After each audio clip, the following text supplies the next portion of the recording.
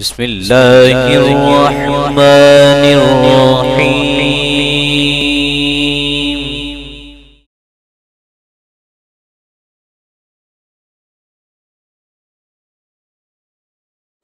ایمانهم ولا هم ينظرون صدق اللہ و مولانا العظیم وصدق رسوله النبی الکریم ونحن على ذلك لمن الشاہدین والشاکرین والحمد للہ رب العالمین. السلام علیکم ورحمۃ اللہ وبرکاتہ.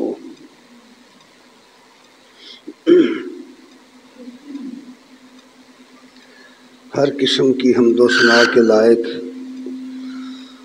اللہ جل شانہ کی ذات کریم ہے اور بے بہا درود و سلام محمد رسول اللہ صلی اللہ علیہ وآلہ وسلم پر اور آپ کی آل و صحاب پر. حضرات گرامی قدر،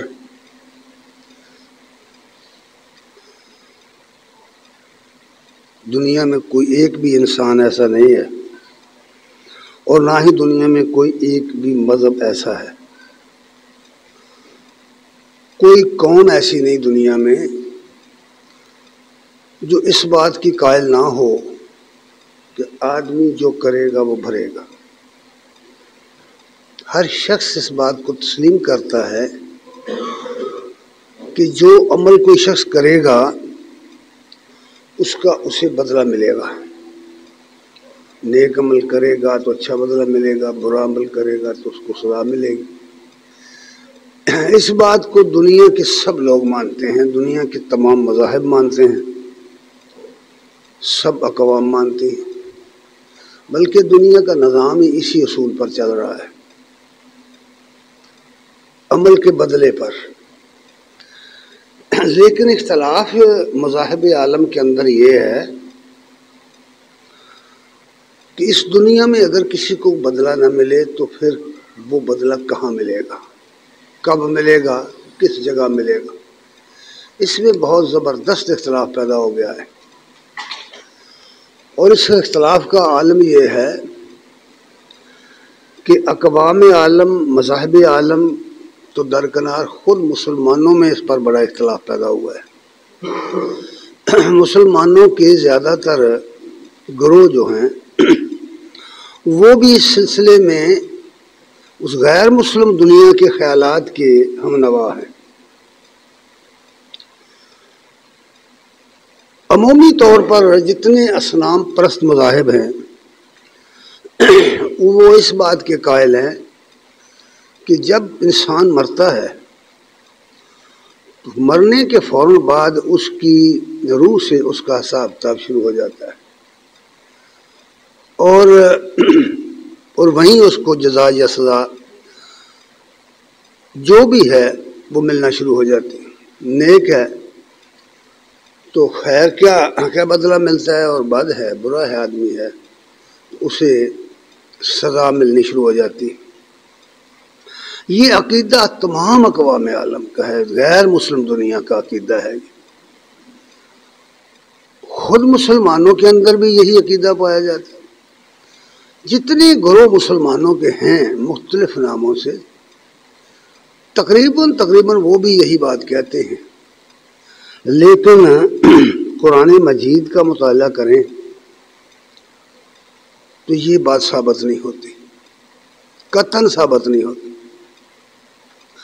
اس کی وجہ یہ ہے کہ اسلام کی جو بنیاد ہے، جس بنیاد پر اسلام کی عمارت کھڑی کی گئی ہے، وہ 5 پوائنٹ ہیں، وہ 5 چیزیں ہیں.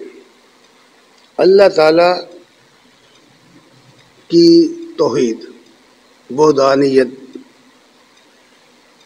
جس کو الوہیت واحدہ کہتے ہیں، کائنات میں اللہ کے سوا کوئی الہ نہیں ہے، یہ پہلی بات ہے. اس کو ایمانیات کا پہلا جز کہتے ہیں، اور بلکہ یہ بنیاد ہے اسلام.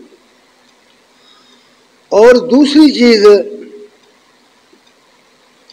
انبیاء پر ایمان ہے، تیسری چیز ملائکہ پر ایمان ہے، چوتھی چیز کتابوں پر ایمان ہے، اور آخری چیز قیامت کے دن پر ایمان ہے.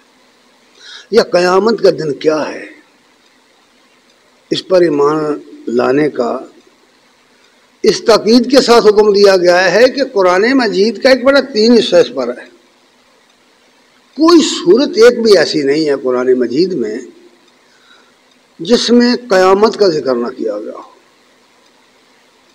قیامت کا ذکر اس لیے کیا گیا کہ جو کچھ اس دنیا میں کوئی انسان کرے گا، مرنے کے بعد وہ دوبارہ زندہ ہوگا اور پھر اسے بدلہ ملے گا۔ نیک و بد جو بھی ہے بدلہ پھر ملے گا، اس کا حساب تب پھر ہوگا۔ گویا اللہ تعالیٰ نے حساب کتاب کے لیے وہ دن مقرر کیا ہوا ہے۔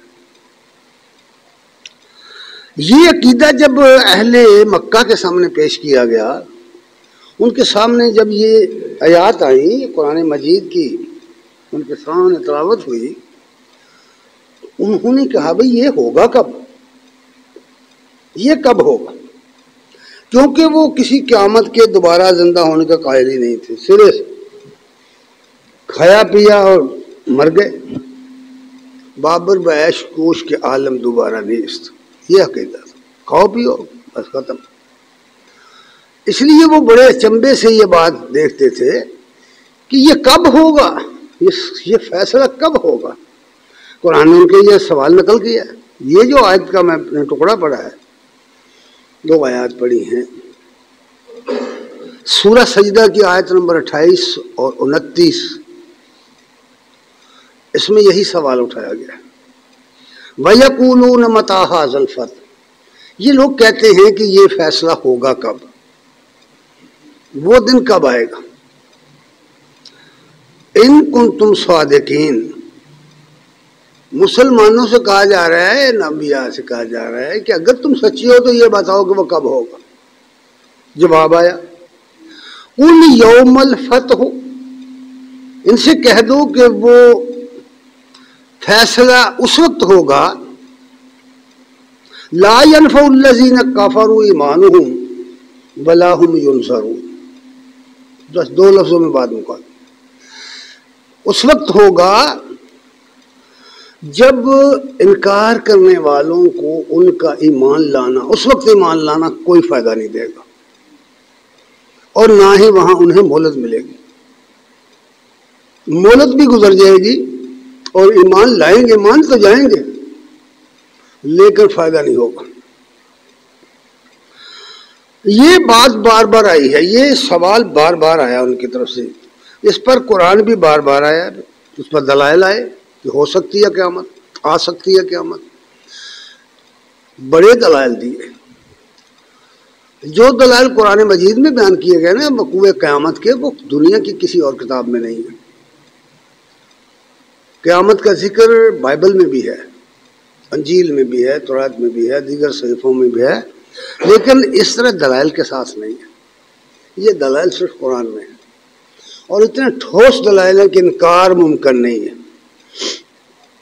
سورہ سبا کی آیت نمبر 29 میں پھر سوال دہرایا گیا ہے، وَيَقُولُونَ مَتَىٰ هَٰذَا الْوَعْدُ إِن كُنتُمْ صَادِقِينَ، کہتے ہیں کہ یہ دن کب ہوگا، اگر تم سچی ہو تو بتاؤ دن کب ہوگا، یہ وعدہ کب پورا ہوگا۔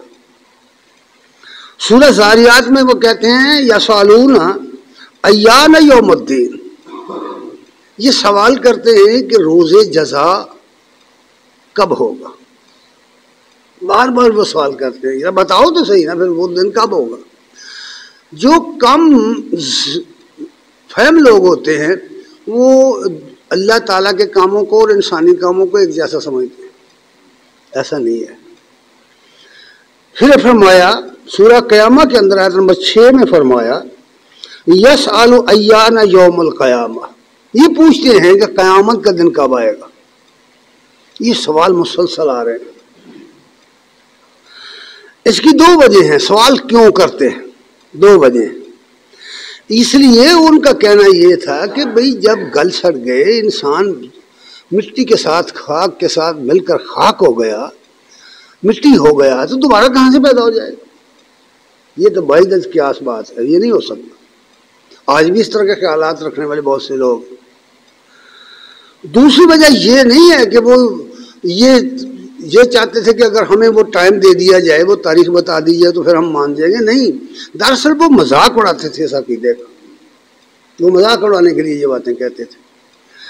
اس لیے پھر اس کا جو جواب آیا، کیونکہ وہ خود کہتے تھے، سورہ قاف میں ان کا قول نقل ہوا ہے کہ یہ تم کیا عقیدہ ہمیں دے رہے ہو کہ دوبارہ زندہ ہونا. اَإِذَا مِتْنَا وَكُنَّا تُرَابًا ذَلِكَ رَجْعٌ بَعِيدٌ. وہ کہتے ہیں کہ جب ہم مر جائیں گے اور مٹی ہو جائیں گے، وَكُنَّا تُرَابًا، مٹی ہو جائیں گے، ذَلِكَ رَجْعٌ بَعِيدٌ، تو یہ تو بعید ہے، کیا بات ہے کہ دوبارہ زندہ ہو جائیں گے، یہ نہیں ہو سکتا. اور یہ سب کچھ وہ تضحیکاً کہتے تھے، مذاق اڑانے کے لیے. اب ظاہر ہے کہ یہ اب اس سوال کی وجہ سے اسی وقت قیامت تو برپا نہیں ہو سکتی. وہ تو اللہ نے جو ٹائم مقرر کیا اسی وقت ہوگا نا. جو لوگ عقل مند ہوتے ہیں وہ خود ان ضلائل کو سمجھ کر اسے اختیار کرتے ہیں.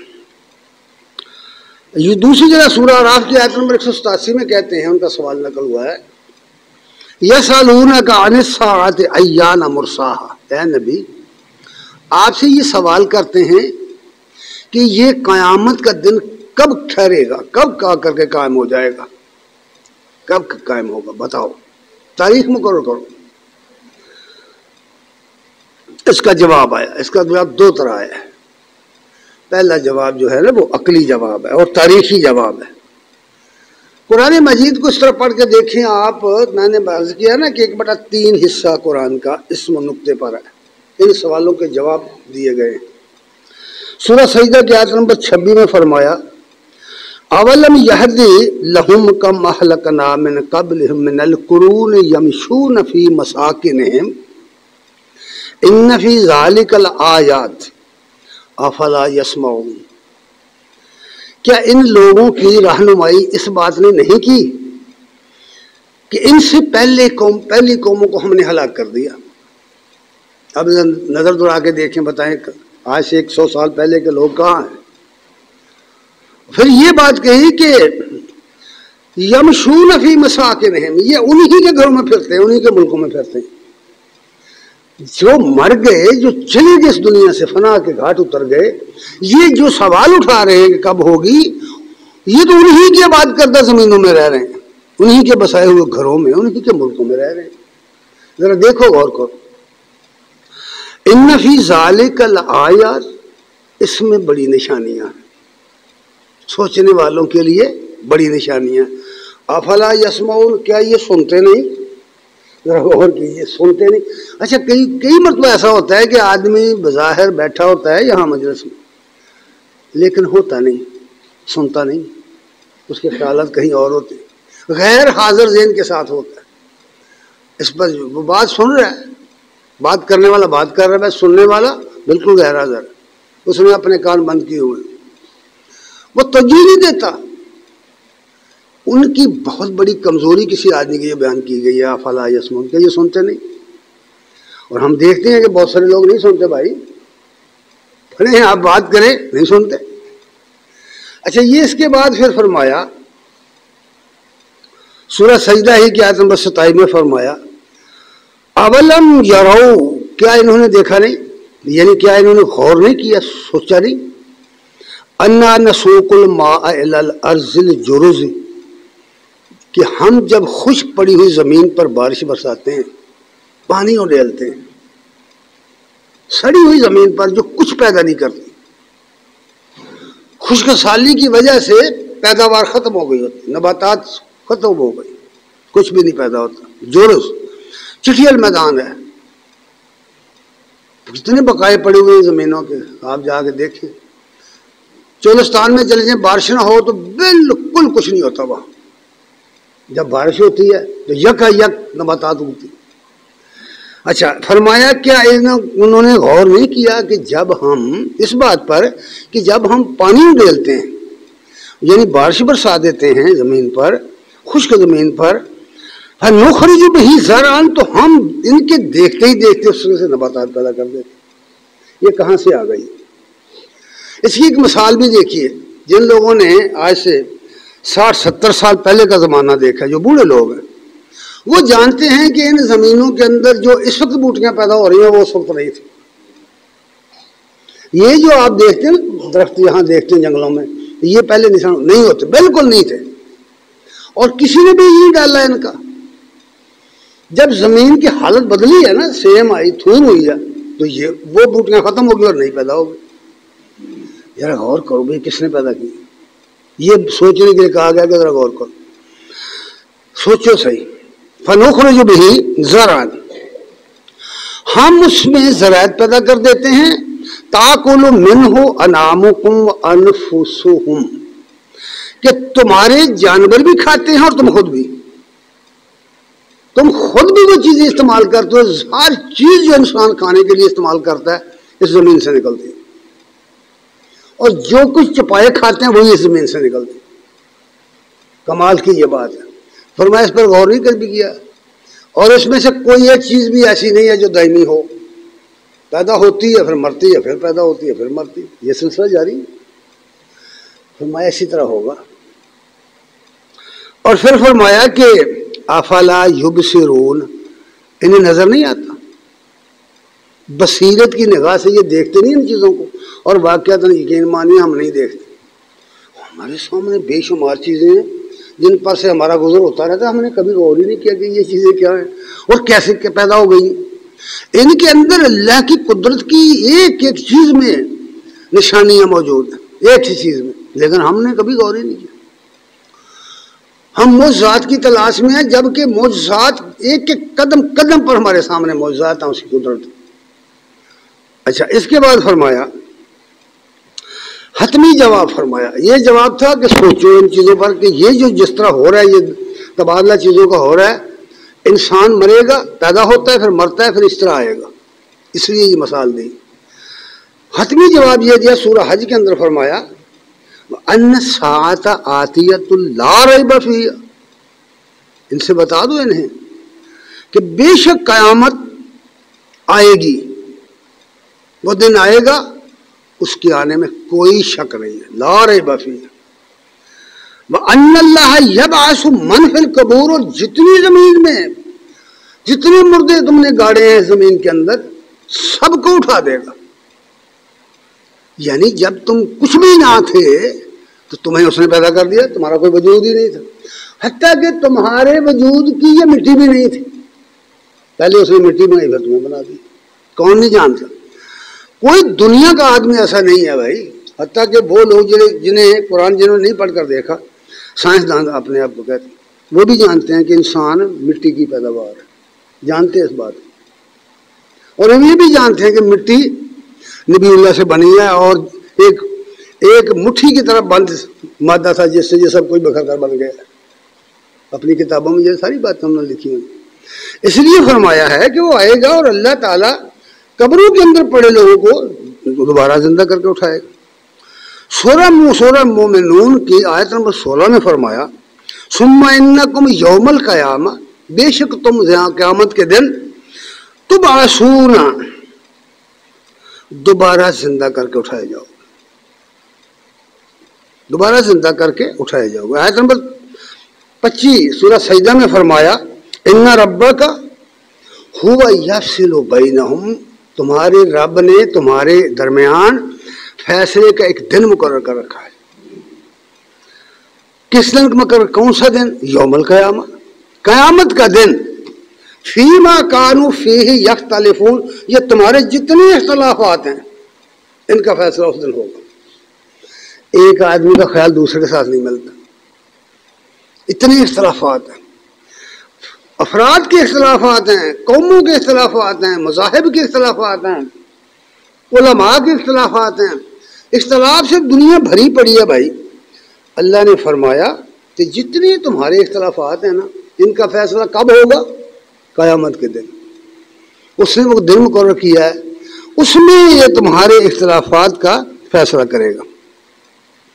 سورہ دخان کی آیت نمبر 40 میں فرمایا ان یوم الفصل میقاتہم اجمعین، ان سب کو اکٹھا کر کے ان کے فیصلے کا ایک دن مقرر کر رکھا گیا ہے. جو کچھ کسی شخص نے کیا ہے اس کا بدلہ اس دنیا میں نہیں ہے. یہ اس دنیا میں جو بیماریاں آتی ہیں، جو تنگی آتی ہے، جو تکلیفیں آتی ہیں، یہ بدلہ نہیں ہوتا، اعمال کا بدلہ یہ نہیں ہے۔ یہ تکلیفیں تو نیک لوگوں کو بھی آئی ہیں، یہ تکلیفیں، یہ مشقتیں تو انبیاء نے بھی اٹھائی ہیں۔ یہ عمل کا بدلہ نہیں ہے کہ اس غلط فہمی میں نہ رہنا، اور یہ جو عیاشی کے ساتھ زندگی گزارنا، کبھی تکلیف نہ ہو، سر درد نہیں ہوا کسی کو، یہ نہ سمجھیے کہ یہ رحمت کا نشان ہے، بالکل ایسی بات نہیں، آزمائش ہے۔ اس لیے فرمایا کہ ان یوم الفصل، بے شک فیصلے کا دن، میقاتہم اجمعین، ان سب کے لیے وقت مقررہ کے طور پر مقرر کر دیا گیا ہے۔ فیصلے کا دن مقرر ہے، اس دن قبروں سے زندہ کر کے، اٹھا کر کے پھر زندہ کر کے، چونکہ اعمال آدمی نے ان ہاتھوں سے، مادی ہاتھوں کے ساتھ کیے ہیں، اس جسم کے ساتھ کیے ہوئے ہیں۔ جتنے اعمال ہم لوگ کرتے ہیں نا، وہ ان ہاتھوں سے کرتے ہیں، اپنے اس جسم کے ساتھ کرتے ہیں۔ روحانیت کا یہاں کوئی چکر نہیں، کسی روح نے کوئی ہوائی جہاز نہیں بنایا بھائی، کوئی ایٹم بم نہیں بنایا کسی روح نے، انسانی دماغ نے ان ہاتھوں سے بنایا سب کچھ، یہ بات سمجھو۔ اس لیے فرمایا ہے کہ سورہ قاف کی آیت نمبر 42 میں فرمایا ہے، یوم یسمعون الصیحۃ بالحق، سچ مچ اس دن اللہ تعالیٰ مردوں کے اندر وہ قوت پیدا کر دے گا کہ اس کے کڑک کی آواز سنیں گے، یعنی کرنا کی آواز سن کے دبک کے اٹھ جائیں گے۔ اس کی زندگی، اس کی طرف سے زندگی کا آنا اس طرح نہیں ہے کہ کوئی اس کو بڑا کام کرنا پڑے، بڑی محنت کرنی پڑے، اس طرح نہیں ہے۔ کن فیکون سے وہ ہوتے ہیں کام، وہ کسی چیز کا جب ارادہ کرتا ہے نا، کہہ دیتا ہو جا تو ہو جاتا، اس کی ماتحت قوتیں اس کو مجموعہ وجود میں لانے کے لیے سرگرم ہو جاتی۔ پھر فرمایا یوم یسمعون الصیحۃ بالحق، سچ مچ وہ ایک چنگھاڑ کی آواز سنیں گے۔ جس دن یہ بات سنیں گے، ذالک یوم الخروج، وہ زمین سے نکلنے کا دن ہوگا، زندہ ہو کر نکلنے کا دن، یعنی قیامت کا دن۔ اسی طرح فرمایا سورہ الواقعہ کے اندر، فرمایا سورہ واقعہ کی آیت نمبر 49-50 کے اندر فرمایا، قل ان الاولین والآخرین، ان سے کہہ دو کہ پہلے بھی اور پچھلے بھی، آدم علیہ السلام سے لے کر قیامت تک پیدا ہونے والے لوگ، اول آخر سب کے سب، اول آخر سب کے سب بمجموعون، سب اکٹھے کر لیے جائیں گے۔ کہاں اکٹھے کیے جائیں گے؟ قیامت کے دن، الی میقات یوم معلوم، اس معلوم دن کی طرف جس کو ان کی جزا و سزا کے لیے مقرر کیا گیا۔ میں نے یہ آیات صرف پڑھ کے سنانی ہے کہ تم دیکھو قرآن مجید میں قیامت پر کتنا زور دیا گیا ہے، فیصلے کا دن قیامت کو قرار دیا گیا ہے، کہیں بھی فیصلہ نہیں ہوتا اور کہیں بھی جزا سزا نہیں ہوتی، جو کرے گا قیامت کے دن اپنے بدلہ دے پائے گا۔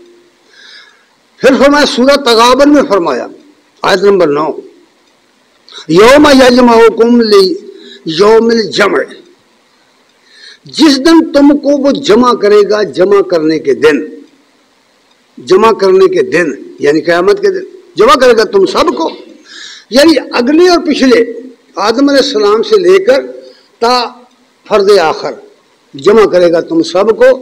اور پھر فرمایا ذالک یوم التغابن، اور یہ ہے وہ دن ہار اور جیت کا دن، جو جیت گیا سو جیت گیا، جو ہار گیا سو ہار گیا، وہ دن ہے ہار جیت کا دن۔ اور وہاں جو ہار جیت ہوگی تغابن ہوگا، تغابن سے ہے یہ لفظ، غبن سے، یہاں دنیا میں بڑے غبن ہوتے ہیں، ہم ایک دوسرے ساتھ بہت کچھ کرتے ہیں، لیکن وہاں نہیں چلے گی بات، وہاں اصل غبن ہونا ہے۔ آدمی سمجھتا ہے کہ میں نے تو بڑی نیکیاں کی ہیں، نمازیں پڑھی ہوئی ہیں، میں نے حج کیے ہیں، میں نے یہ کیا ہے، میں نے مسجدیں بنائی ہیں، میں نے خیراتیں کی ہیں۔ وہاں کہا جائے گا، وہاں جو کسوٹی رکھی گئی ہے اس پر جب لگے گا پتہ چلے گا کہ یہ تو ملمہ کی چیز سونا ہے، یہ تو اصل سونا ہے ہی نہیں، یہ تو ساری بدعات اور سارا شرک ہے۔ بات کی سمجھ آئی؟ جب کسوٹی پر وہ اعمال لگیں گے تو نہیں گے، پتہ چلے گا کہ یہ تو خاک کا ڈھیر ہے بھائی، کچھ بھی نہیں ہے۔ آپ کتنا خوبصورت سونا دیکھتے ہیں دیکھتے ہیں نا بازار میں کیسی کیسی چیزیں بنی ہوتی، مصنوعی زیورات بنائے گئے ہیں. لے جائیں نا کسی سونار کے پاس، اسے کہے کہ بھٹی میں ڈالو اس کو، پتہ چل جائے گا یہ تو سارا کھوٹ ہے. دیکھنے کو بڑا خوبصورت ہے لیکن ایسا نہیں. اس وقت بھی اس طرح چلے گا، پتہ چلے گا، محسوس ہوگا کہ بڑی کمائی کر کے ہیں. لیکن جب وہاں تو لے گا وہ مال، جب اس کی ویلیو لگے گی تو ویلیو تو ایک کوڈی بھی نہیں ہوگی، اس کی کوئی قیمت ہی نہیں بنے گی. اللہ تعالیٰ اسے دفع کر دے گا کہ یہ تو قابل قبول چیز ہی نہیں لے کے آئے تم. اس لیے فرمایا وہ ہار اور جیت کا دن ہے. اچھا اب دیکھیے ذرا غور کیجئے، قرآن مجید میں یہ چیز بار بار میں نے عرض کیا کہ پڑھتے جاؤ. سورۃ شورى کی آیت نمبر 7 میں یہ بات فرمائی ہے کہ اللہ تبارک تعالیٰ نے یہ علم اور یہ یقین ہمیں وحی کے ذریعے دیا ہے. ہم نہیں جانتے، ہمیں کوئی تجربہ اس کا نہیں ہے، نہ مشاہدہ ہے، کسی نے کچھ نہیں دیکھا، نہ ہم نے فرشتے دیکھے ہیں بھائی، نہ جنت دیکھی نہ دوزخ دیکھا. جو شخص ایمان لایا علم وحی پر وہ اس کو مانے گا اور عقل سے مانے گا کہ یہ دلائل سے جو دیے گئے ہیں اس پر وہ مانے گا. اس لیے فرمایا کہ وَكَذَلِكَ أَوْحَيْنَا إِلَيْكَ، اسی طرح ہم نے جس طرح پہلے انبیاء کی طرف وحی کی ہے، اے نبی آپ کی طرف بھی اسی طرح وحی کی.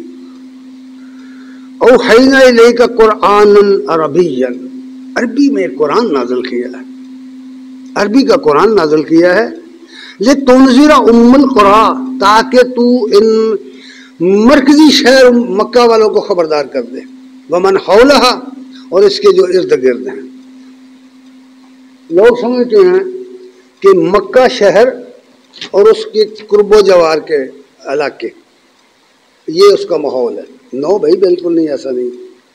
اگر آپ جغرافیہ پڑھتے ہیں یا پڑھیں زمین کا تو آپ کو پتہ چلے گا کہ مکہ معظمہ، خانہ کعبہ روئی زمین کے سینٹر میں ہے. صرف اتنا تھوڑا سا فرق ہے، جس طرح آدمی کے جسم میں اس کی ناف ہے نا، اس طرح اتنا فرق ہے سب، ورنہ بالکل سینٹر میں ہے. تو گویا ماحول اس کی پوری دنیا ہے، پوری دنیا اس کا ماحول ہے. اور یہی وجہ ہے کہ شرقن و غربن، شمالن و جنوبن قرآن کی دعوت گئی. اللہ تعالیٰ نے اپنے پیغمبر کو اس جگہ پر مبعوث فرمایا جہاں سے اس کی آواز پوری دنیا میں جائے گی. اور آج جاپان سے لے کر مراکش چلے جائیں، آئرلینڈ تک چلے جائیں، یورپ تک چلے جائیں، امریکہ تک چلے جائیں، کسی بر اعظم میں جائیں، ہر جگہ یہ آواز موجود ہے، یہ کتاب موجود ہے. اس کو اچھے طریقے سے یا برے طریقے سے ماننے والے موجود ہیں. اس لیے یہ بات فرمائی کہ اللہ نے اسی طرح جس طرح پہلے انبیاء کی طرف وحی کی تھی، اے نبی آپ کی طرف بھی یہ وحی کی ہے. اور اس لیے کی ہے کہ تم ان لوگوں کو، اہل مکہ کو اور اس کے ماحول میں جو لوگ ہیں، اس کے ارد گرد جو لوگ ہیں، ان کو خبردار کر دیں اور ڈرا دیں. وَتُنذِرَ، ڈرا دیں، خبردار کر دیں. کس سے؟ یوم القیامہ لا ریب فیہ، قیامت کے دن سے خبردار کر دیں گے، اس میں کسی آمد میں کوئی شک نہیں ہے. اب بتائیے جی، نہ لائیں ایمان، نہ مانے کوئی. کسی کے نہ ماننے سے نا حقیقت تبدیل نہیں ہو جاتی، حقیقت ہی رہتی ہے. اس لیے فرمایا خبردار کر دے. وَتُنذِرَ یوم الجمع لا ریب فیہ، جمع ہونے کے دن سے انہیں خبردار کر دو، اس کے آمد میں کوئی شک نہیں ہے. پھر کیا ہوگا اس دن کی آمد کے بعد کیا ہوگا، یہ نقطہ بیان کر دیا. فریقٌ فی الجنہ، فریقٌ فی الجنہ و فریقٌ فی السعیر، ایک گروہ جائے گا جنت میں اور دوسرا گروہ جائے گا جہنم. کس دن جائے گا بھائی؟ قیامت کے دن جائے گا. اور تم نے یہاں قبروں میں کہاں سے بنا دیا یہ حساب تھا؟ قبروں میں تم نے میزان کھڑی کر لی، یہاں تولنا شروع کر دیا مال. منکر نکیر کی جو روایت ہے ترمذی کے اندر، امام صاحب نے روایت نقل کر کے، ابو ہریرہ کی یہ روایت، اس کے آخر میں لکھا ھذا حدیث غریب لا نعرف بھذا الوجہ، یہ حدیث غریب ہے، ہم اس کو نہیں پہچانتے سند کے سوا. اب بتائیے، جس نے لکھی ہے وہ تو خود اس کو غلط قرار دے رہا ہے کہ یہ صحیح نہیں ہے بھائی. لیکن ہمارا وہ مستقل عقیدہ بنا ہوا ہے دنیا میں. کیوں کہ قرآن ہمارے سامنے نہیں ہے، قرآن کا فیصلہ ہمارے سامنے نہیں ہے. ہم حکایات اور روایات کے بندے بن کے رہ گئے، اور ان روایات و حکایات کے جن کی روایتاً و درایتاً کوئی حقیقت نہیں ہے۔ اس لیے یہ بات فرمائی ہے کہ اس دنیا کا فیصلہ فریق فی الجنہ و فریق فی السعیر، قیامت کے دن یہ فیصلہ ہوگا کہ ایک گروہ جنت میں جائے گا اور ایک گروہ جہنم میں جائے گا۔ اب ذرا دیکھیے کہ یہ کوئی نیا عقیدہ نہیں، یہ بھی کہ قیامت آئے گی اور وہاں صاحب تباہ ہو، یہ کوئی نیا عقیدہ نہیں۔ ابراہیم علیہ السلام کو دنیا میں آئے ہوئے ہزاروں سال گزر گئے۔ اس وقت وہ آئے جب یہ مکہ نہیں تھا، حرم نہیں تھا، یہ صحرا پڑا ہوا تھا، کوئی آبادی یہاں نہیں تھی۔ اس وقت ابراہیم علیہ السلام کو اللہ نے مبعوث فرمایا، نبوت عطا فرمائی۔ انہوں نے اپنے بیٹے کو لے کر یہ گھر تعمیر کیا۔ وہ اس کی پوری ایک ہسٹری ہے جو کتابوں میں ملتی ہے، آج سے ہزارہ سال پہلے کی بات۔ اگر آپ پیچھے جائیں، نوح علیہ السلام کے حالات پڑھیں اور سورہ نوح پڑھ کے دیکھیں، 30ویں پارے میں سورہ نوح جو آئی ہے اس کو پڑھ کے دیکھیں، انہوں نے پوری ایک تقریر کی ہے جس میں اپنا عقیدہ بیان کیا ہوا۔ اس میں یہ عقیدہ بیان کیا، اپنی قوم کو بتایا کہ تم اس زمین سے پیدا کیے گئے ہو اور اسی میں لوٹا دے جاؤ گے، اسی سے نکالے جاؤ، پھر کل قیامت کے دن تمہارا حساب کتاب ہوگا۔ یہ بات اب ابراہیم علیہ السلام کا عقیدہ، ویسے تو بہت ساری آیتیں ہیں، میں ایک آیت پڑھوں گا، اور میں نے یہ ایک آیت اس لیے منتخب کی کہ عمومی طور پر ہمارے جو نمازی ہیں انہیں یہ یاد ہے، انہیں یہ آیت یاد ہے، سورہ ابراہیم کی یہ آیت رب اجعلنی مقیم الصلاۃ من ذریتی، یہ آیت یاد ہے، سب کو یاد ہے۔ خاص کر ان لوگوں کو بڑی یاد ہے جو پہلے حنفی رہے ہیں، بریلوی رہے ہیں، ان کے مولوی انہیں یہی یاد کرواتے ہیں۔ کسی حدیث میں نہیں آیا کہ یہ آیت نماز میں پڑھو، کسی حدیث میں نہیں ہے ہی نہیں، اور جہاں کہیں ہے اس حدیث کی کوئی حیثیت ہی نہیں ہے۔ قرآن قاعدہ میں پڑھنے کے لیے نہیں آیا، دعائیں پڑھنے کی آئی۔ نبی صلی اللہ علیہ وسلم نے دعائیں سکھائی ہوئی ہیں، اللہم انی ظلمت نفسی والی بڑی مشہور دعا ہے جو ابو بکر رضی اللہ تعالیٰ عنہ کو آپ نے سکھائی تھی کہ یہ پڑھا کرو بھائی، تشہد میں یہ پڑھو۔ لیکن چونکہ ہمیں وہ یاد ہے، ہمیں بھی یہی سکھائی گئی تھی جب ہم چھوٹے چھوٹے پڑھتے تھے، حافظ صاحب نے ہمیں یہی سکھائی تھی۔ اب اس دعا میں کیا ہے؟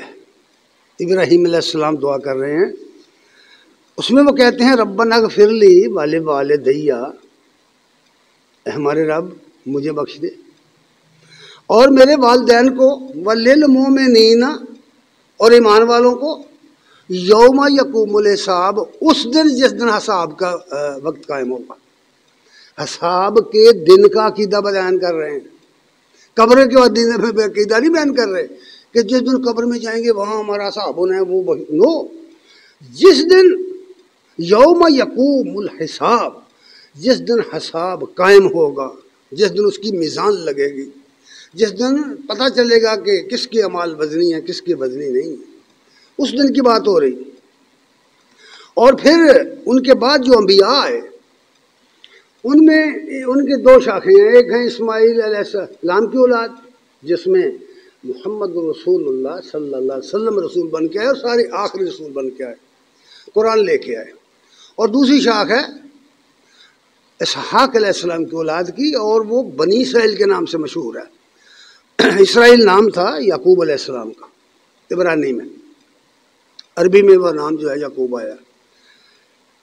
ایک وہ شاخ تھی، اور اس شاخ میں ہزارہا نبی آئے، جن میں سب سے زیادہ مرتبے کا نبی رسول آیا وہ موسیٰ علیہ السلام آیا، صاحب کتاب نبی آئے، ان کی کتاب توریت، پوری دنیا عیسائیت، پوری دنیا یہودیت اس کو مانتی، اس پر عمل پیرا ہے۔ بائبل مقدس کے نام سے اس کو جمع کر دیا گیا، ان تمام صحیفوں کو، جتنے انبیاء کے صحیفے ہیں اس کتاب میں جمع کر دیے گئے، اور اس کی شرح تالمود کے نام سے لکھ دی گئی۔ اچھا، اس میں موسیٰ علیہ السلام نے کون سا عقیدہ دیا اور جھگڑا کیا تھا ان کا فرعونیوں کے ساتھ؟ فرعونیوں کا عقیدہ یہ تھا، وہ منکر نہیں تھے جزاس بات، میں نے پہلے عرض کر دیا دنیا میں کوئی بندہ اس کا منکر نہیں ہے، عمل کا بدلہ ملے گا اس کا تو ہر کوئی مانتا ہے کہ اگر کوئی آدمی کام کرتا ہے، عمل کرتا ہے، وہ اچھا کرے یا برا، تو اس کا بدلہ پائے گا۔ کہاں پائے گا یہ جھگڑا تھا. وہ کہتے ہیں قبر میں یا برزخ میں پائے گا. ان کی ہسٹری پڑھ کے دیکھو. اگر ان کی کتابوں تک تمہاری رسائی نہیں ہے تو میری یہ کتاب جو ہے کہ عذاب قبر حق ہے، اس میں دیکھو میں نے نقل کی ہیں ان کی چیزیں. مصریوں کا عقیدہ کیا تھا کہ جب آدمی مرتا ہے تو اس کی روح دیوتا کے حضور پیش کی جاتی ہے اور اس کو جزا سزا جو بھی ہوتی ہے وہاں ہوتی ہے، مال میں برزخ میں. موسیٰ علیہ السلام نے آ کر کے رد کر دیا کہ یہ غلط ہے، ایسا نہیں بھائی، جو کام تم نے اپنے ہاتھوں سے کیا انہیں کو بدلہ ملے گا. اللہ تعالیٰ تمہیں زندہ کرے گا اس طرح کہ تمہاری یہ جو انگلیاں ہیں اس کے جو یہ نشان ہیں پور ہے یہ بھی بنائے گا، یہ بھی بنائے گا. اور کہا کیا تم سمجھتے ہو کہ اللہ تعالیٰ دوبارہ تمہیں زندہ نہیں کرے گا، تمہاری ہڈیوں میں کو دوبارہ نہیں اٹھائے گا؟ فرمایا بلا نصبیہ، ہاں ہم تو تمہاری انگلیوں کے پورے بھی سنوار کر اٹھائیں گے، یہی جسم ہوگا. یہاں جو فرمایا اس لیے موسیٰ علیہ السلام نے کہا تمہارا عقیدہ غلط ہے بھائی، یہ برزخی عقیدہ غلط ہے. سورہ مومن کے اندر وہ اقرار ان کا نقل ہوا ہے کہ قیامت کے دن وہ کہیں گے کہ اے اللہ تو نے ہمیں 2 موتیں دی 2 زندگیاں، اب یہاں جہنم سے نکلنے کا وہ راستہ ہے؟ بھائی نہیں، پھر وہاں نہیں راستہ ہے. اس لیے یہاں موسیٰ علیہ السلام فرماتے ہیں سورہ مومن کی آیت نمبر، سورہ مومن کے اندر فرمایا قال موسیٰ، جب مکالمہ ہوا دربار فرعون میں بحث ہوئی تو موسیٰ علیہ السلام کہتے ہیں قال موسیٰ، اللہ تعالیٰ نے یہ کلام موسیٰ کا نقل کیا ہے، قال موسیٰ انی عذت بربی و ربکم من کل متکبر، میں اپنے اور تمہارے رب کی پناہ مانگتا ہوں ہر متکبر کے شر سے، ہر تکبر کرنے والے کے شر سے میں پناہ مانگتا ہوں، ہر اس متکبر کے شر سے لا یؤمن بیوم الحساب، جو یوم حساب کو نہیں مانتا. پڑھو قرآن تو پڑھ کے دیکھو، جو یوم حساب کو، حساب کے دن کو نہیں مانتا، یہ نہیں مانتا کہ حساب قیامت کے دن ہوگا، میں اس کے شر سے پناہ مانگتا ہوں اللہ کی. موسیٰ علیہ السلام اپنا عقیدہ بیان کر، پھر مزید تفصیل بھی وہاں بیان کی گئی. پھر اللہ تبارک تعالیٰ نے سورہ ممتحنہ میں ایک آیت میں فرمایا ہے، آیت نمبر 3 ہے یہ سورہ ممتحنہ. فرمایا لوگوں ہوش کے ناخن لو، کال قیامت کا دن آئے گا اور تمہارے اعمال کا جائزہ لیا جائے گا، پرکھا جائے گا، ان کی ویلیو مقرر کی جائے گی. ثقلت موازینہ، ثقلت موازینہ، جس کی میزانیں بھاری ہو گئیں، ویلیو پا گئے اعمال، فی عیشۃ راضیہ، جنت میں عیش کرے گا. واما من خفت موازینہ فامہ ہاویہ، جس کی میزانیں ہلکی ہوئی جہنم رسید ہو جائے گا. کہ کب ہوگا یہ عمل؟ قیامت کے دن. وہ میزان کب لگے گی، وہ کانٹا کب لگے گا؟ قیامت کے دن. کسی قبر میں نہیں لگا ہوا، یاد رکھنا. یہ غلط عقائد ہیں جو لوگوں نے اختیار کر لی، اور غیر مسلم قوموں سے کی طرف سے آئے ہیں یہ عقائد. قرآن میں نہیں ہے، یہ قطعی نہیں ہے، قطعی نہیں ہے، کوئی یہ عقائد نہیں، کوئی ایک اشارہ نہیں ہے قرآن میں. اور یہ یاد رکھیے اللہ نے حکم دیا ہے وَاتَّبِعْ مَا یُوحَىٰ اِلَيْكَ، اے نبی جو کچھ تیرے طرف وحی کی جا رہا ہے اس کے پیچھے چل. یہ کیسے ہو سکتا ہے کہ اللہ تعالیٰ اپنی وحی بھیجے اپنے نبی کی طرف اور نبی اس وحی کو چھوڑ کر دوسری تعلیم دے دے؟ فرمائیے جناب، اللہ تو یہ کہہ رہے ہیں نا، میں نے پچھلے کسی خطبے میں کہا تھا کہ اللہ تعالیٰ تو تعلیم دے رہے ہیں فَأَنْتَ مَوْلَانَا فَانْصُرْنَا عَلَى الْقَوْمِ الْكَافِرِينَ. اے نبی یوں کہو کہ تو ہمارا مولا ہے نا، پڑھتے ہو، لیکن لوگوں سے نبی کہہ دے کہ میں اور علی مولا ہیں لوگوں کے، کیا درست ہے؟ یہ مانتے ہو یہ بات کہ نبی صلی اللہ علیہ وسلم کو تعلیم تو یہ دی گئی فَأَنْتَ مَوْلَانَا، اور نبی لوگوں سے کہے کہ نہیں میں اور علی تمہارے مولا ہیں. کارساز اللہ ہے یا نبی؟ خود نبی کا کارساز بھی اللہ ہے، یہی تعلیم دی اللہ نے.